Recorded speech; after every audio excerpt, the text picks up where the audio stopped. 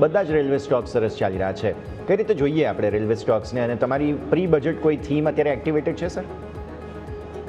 I think Jupiter વેગન્સની આજે news પણ છે, પ્રમોટર્સનું સ્ટેક હોલ્ડિંગ છે, અને યુઝ્યુઅલી એટલે જ આપણે જોઈ રહ્યા હતા કે મોટો આપણને ટીજી જોવા મળી છે.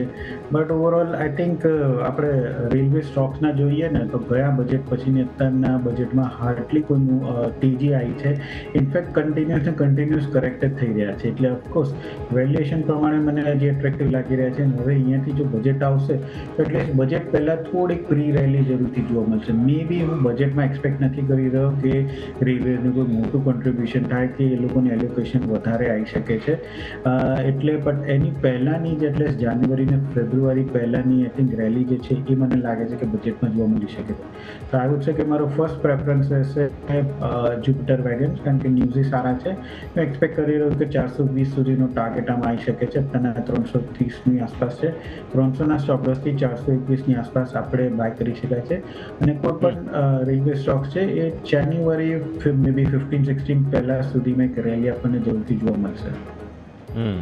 ઓકે, તો વ્યૂ આ પ્રમાણે અહીંયાથી ખાસ બની રહ્યું છે, નજર રાખીશું.